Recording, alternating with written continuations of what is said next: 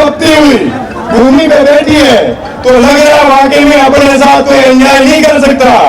अपन मजबूती से लड़ेंगे तो अपने को कोई हराने वाला पैदा नहीं हुआ है। नहीं मानते, कोई किंतु परंतु नहीं मानेगी। तो रसोड़ा चालू करके बैठ जाएंगे, देख लेंगे सरकार को क्या करेगी। निश्चित रूप से इनकी आवाज को मजबूती के साथ पहले उठाता रहा हूं और आगे भी उठाता रहूंगा। कि बेरोजगारी है, ओबीसी वर्ग की बात हम रखने आज सभी आए हैं और जरूरी है, मुझे लगता है मुख्यमंत्री जी और मंत्रीगण सभी इस बारे में चर्चा करेंगे, इस बात रखें। अगर आपको ये आंदोलन, ये आरक्षण के से किसी को फायदा नहीं देना है तो बंद कर दीजिए सरकार के शिक्षण संस्थान, बंद कर दीजिए प्राइवेट शिक्षण संस्थान, बंद कर दीजिए कोचिंग संस्थान, क्योंकि उस शिक्षा का ही क्या फायदा जिससे नौकरी विद्यार्थियों को नहीं मिले।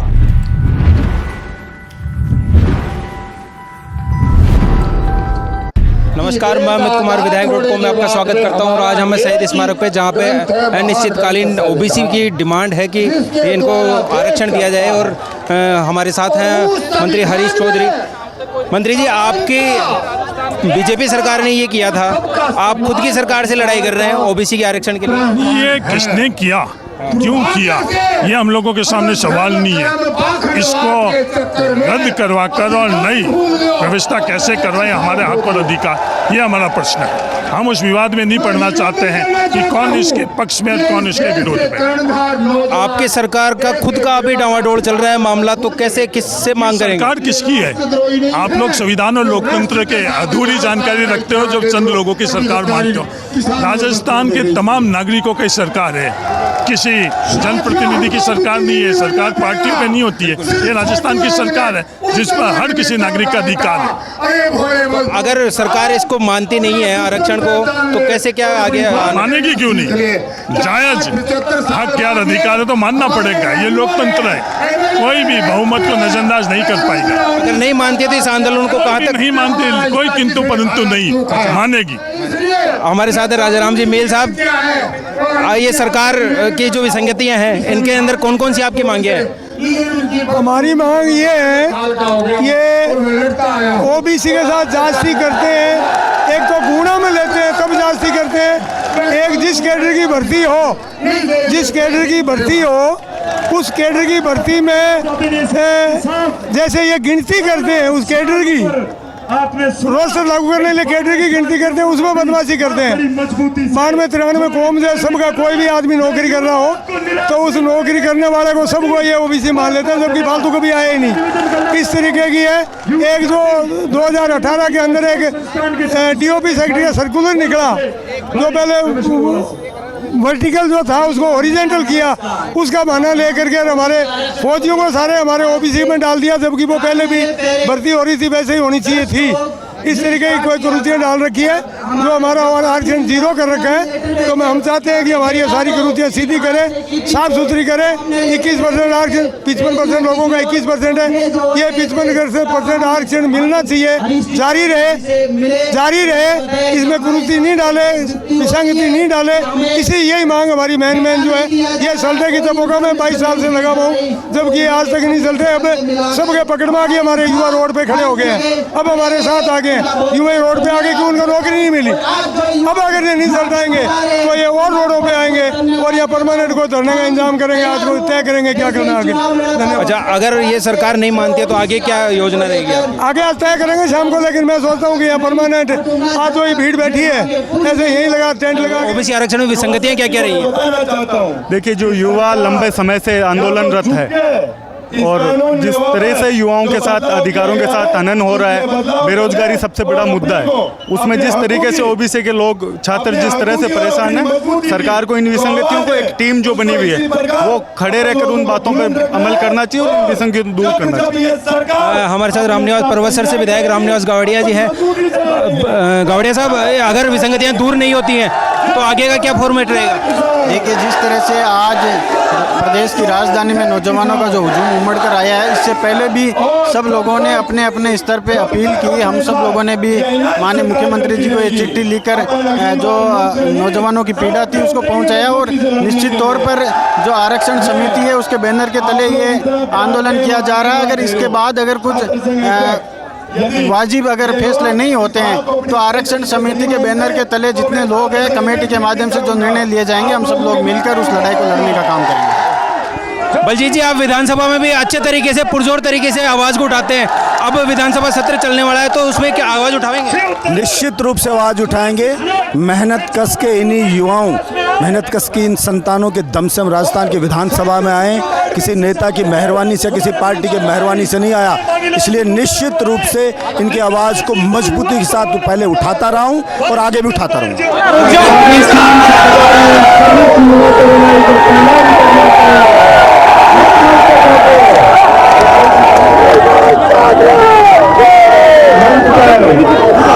राजस्थान उत्तर प्रदेश के गणमान्य नेतागण, आदरणीय बड़े भाई मुकेश जी भाकर और पूरे राजस्थान के कोने कोने से पधारे विधायकगण, किसान कौम के लिए, ओबीसी आरक्षण के लिए, प्रदेश के प्रत्येक युवा शक्ति की लड़ाई लड़ने के लिए आज राजस्थान के पूरे प्रदेश के कोने कोने जिस तरीके से युवा तरुणाई इस राजधानी के अंदर मुख्यमंत्री जी को और प्रशासन को दिलाने के लिए, उनको असलियत से वाकिफ कराने के लिए आई है। ये राजस्थान की राजधानी के अंदर ओबीसी आरक्षण के साथ, ओबीसी वर्ग के साथ जो अन्याय हुआ है उसके खिलाफ लड़ने के लिए आज बड़े भाई मुकेश जी भाकर के साथ जब लड़ाई लड़ने के लिए चले थे या पहुंच रहे थे धरना स्थल पे, जब युवा तरुणाई रास्ते में मिल रही थी तब मुकेश जी को कह रहे थे छात्र शक्ति कि भाई साहब आपने तो कई सालों से किसान वर्ग और प्रदेश और देश के कोने कोने से आए हुए युवा साथियों की हमेशा मजबूती से लड़ाई लड़ी है। ये अन्याय कब तक सहन करेंगे? जब छात्र संघ अध्यक्ष बन गए राजस्थान विश्वविद्यालय के अंदर में छात्र शक्ति के बीच में गया था, तो छात्र शक्ति ने एक ही बात कही थी कि ओबीसी युवा वर्ग के साथ जिस प्रकार से अन्याय हो रहा है वो सहन नहीं किया जाएगा और इसकी लड़ाई मजबूती से लड़ेंगे। आज वो दिन आ गया जब प्रदेश की मजबूत युवा तरुणाई मजबूती से सूर्य भगवान की इस तपती हुई भूमि पे बैठी है, तो लग रहा है वाकई में अपने साथ कोई अन्याय नहीं कर सकता। अपन मजबूती से लड़ेंगे तो अपने को कोई हराने वाला पैदा नहीं हुआ है। सरकार युवा शक्ति जनशक्ति तो बनाती है, जब सरकार अपन लोग बनाते हैं तो अपने साथ अन्याय क्यों? अपन अपने हकों की लड़ाई तो लड़ सकते हैं। सरकार का धर्म ये बनता है आज इस जन सैलाब को देखते हुए युवा तरुणाई के साथ ये अन्याय करना बंद करे, नहीं तो इसका नतीजा अच्छा नहीं रहेगा। आपकी क्या क्या मांगे हैं ये ओबीसी आरक्षण को लेकर? मुझे लगता है कि युवाओं की आवाज़ है और आने वाली पीढ़ी के लिए हमें बात रखनी पड़ेगी। और जो संशोधन भारतीय जनता पार्टी ने इसमें किया था, मुझे लगता है इसको चेंज करके ओबीसी आरक्षण देना चाहिए और युवाओं को मौका मिलना चाहिए। मुझे लगता है बहुत ज़रूरी। आज बेरोजगारी चरम पर है और ये बेरोजगारी की और हमारे युवाओं की आवाज़ है। मुझे लगता है हर प्रतिनिधि को यहाँ होना चाहिए। तो अगर सरकार इस डिमांड को मानती नहीं है या जैसे 4 साल से लटक रही है ये, तो इसको आगे क्या प्रोसीड करेंगे आप? अब वो तो मुख्यमंत्री जी और वहाँ बैठे हुए नेता हैं जो इसमें संशोधन लाएंगे और इसमें इस पे अपनी बात रखेंगे। पर मुझे लगता है आप यहाँ देख रहे हैं किस तरीके से युवा आया हुआ है, मतलब कि युवा बेरोजगार है। मैं एक एग्जांपल दे सकती हूँ, जगदीश नाम का एक लड़का है जिसको 2nd नंबर रैंक आई थी, पर फिर भी अभी उसको पोजीशन नहीं मिली है। तो कहीं ना कहीं मुझे लगता है कि बेरोजगारी है, ओबीसी वर्ग की बात हम रखने आज सभी आए हैं और ज़रूरी है। मुझे लगता है मुख्यमंत्री जी और मंत्रीगण सभी इस बारे में चर्चा करेंगे, इस बात रखेंगे जी। राहुल जी का हमेशा ये रहा है कि गरीब वर्ग, पिछड़ा हुआ वर्ग जो भी है उनको आगे कैसे ले आए, उनको मौका मिले। आज 75 साल हो गए हमारे देश को आज़ाद, कहीं ना कहीं हम पीछे हैं, हमें इन सबको आगे आगे लेके आगे बढ़ने की ज़रूरत है। ये युवा आने वाली पीढ़ी है, आने वाला भारत है, इनकी आवाज़ सुनने की ज़रूरत है हमें। ये क्या क्या ओबीसी के आरक्षण में विसंगतियां हुई हैं 17 अप्रैल 2018 को? देखिए, ओबीसी आरक्षण में विसंगति ऐसी हुई है कि जो ओबीसी का आरक्षण था उसमें पूर्व सैनिकों को बोनस अंक दिया जा रहा है और उसमें कोई कैटेगरी फिक्स नहीं की गई है। अगर उसमें ओबीसी के पूरे आरक्षण में ओबीसी कैटेगरी के पूर्व सैनिकों का 12% अगर फिक्स कर दिया जाता तो उनको जो पूर्व सैनिक है उनको भी आरक्षण मिलता और जो बाकी जो अन्य सामान्य विद्यार्थी है उनको भी आरक्षण मिलता। लेकिन चूंकि पूरे देश भर में हम देखेंगे कि ओबीसी से ही निकले हुए 95% से ज़्यादा सैनिक हैं और वो अगर कैटेगरी का आरक्षण लेके जाते हैं तो सामान्य एक भी बच्चे का नंबर नहीं आ रहा। आप पिछली 4-5 वैकेंसी उठा के देखिए, एक भी वैकेंसी में सामान्य बच्चे का जो मेरिट होल्डर बच्चा है उसका भी उस आरक्षण के अंदर उसका नंबर नहीं आ रहा, मेरिट होल्डर बच्चे का भी। उसी को लेकर ओबीसी आरक्षण संघर्ष समिति के तत्वाधान में हम पूरे राजस्थान भर में पिछले कई दिनों से हर तहसील स्तर पर जाके एक आंदोलन प्रदर्शन कर रहे थे और आज ये महापड़ाव जयपुर के शहीद स्मारक पर इस सरकार को चेताने के लिए कि 3.5 साल आपकी सरकार को हो गए हैं, आपको ज्ञापन प्रदर्शन आंदोलन धरने सब देते हुए अगर सरकार अगर अब इस मांग को तुरंत अगर इस मांग पे इस विसंगति को नहीं हटाती है तो सरकार के लिए ये उनकी ताबूत की आखिरी के लिए ओबीसी आरक्षण का आंदोलन होगा और 2023 में इस कांग्रेस की सरकार को करारी हार, करारी शिकस्त राजस्थान का ओबीसी का युवा देगा और सब युवा बड़े आक्रोशित है। बाड़मेर से लेके भरतपुर और गंगानगर से लेके झालावाड़ तक के लोग इस आरक्षण में आए हैं। आज हमारा शांतिपूर्वक आंदोलन है, अगर जरूरत पड़ी तो प्रदेश की सड़कों को जाम करने का काम अगर करेगा तो ये ओबीसी का युवा करेगा, क्योंकि अगर आपको ओबीसी आरक्षण बंद ही करना है, अगर आपको ये आंदोलन ये आरक्षण के से किसी को फायदा नहीं देना है तो बंद कर दीजिए सरकार के शिक्षण संस्थान, बंद कर दीजिए प्राइवेट शिक्षण संस्थान, बंद कर दीजिए कोचिंग संस्थान, क्योंकि उस शिक्षा का ही क्या फायदा जिससे नौकरी विद्यार्थियों को नहीं मिले।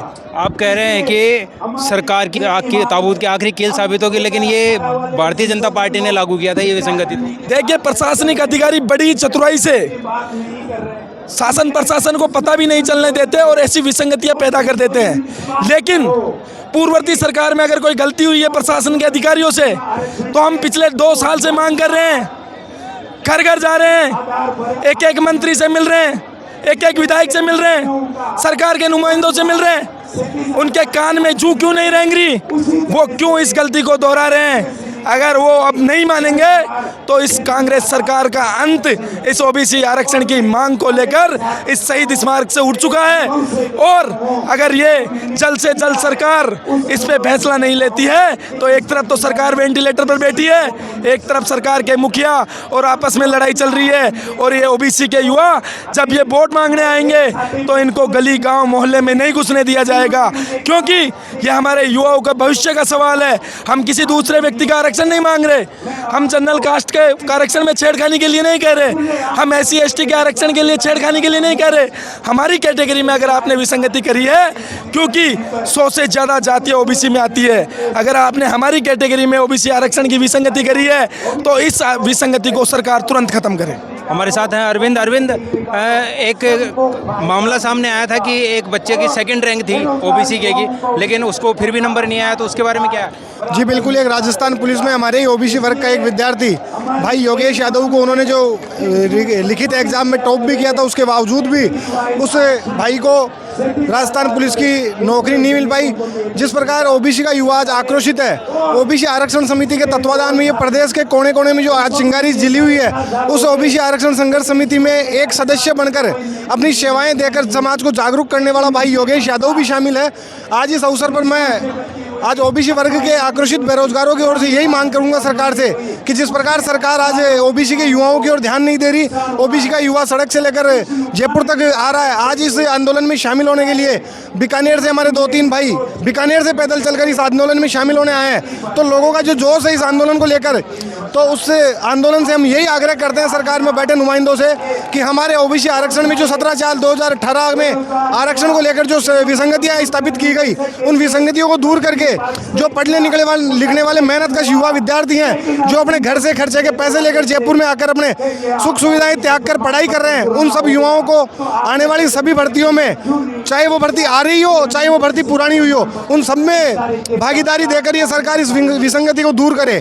आज ये जो आंदोलन आज शहीद स्मारक पर हुआ, ये केवल शांतिपूर्ण आंदोलन है। यदि सरकार सुबह शाम में इस आंदोलन को लेकर विसंगतियों को दूर नहीं करती तो ये युवा इस सरकार को सड़क से लेकर सदन तक घेरने का काम करेगा और प्रदेश सरकार की छाती पर चढ़कर उनके कपड़े फाड़ने का काम भी ये बेरोजगार आक्रोशित युवा ओबीसी समाज का करेगा।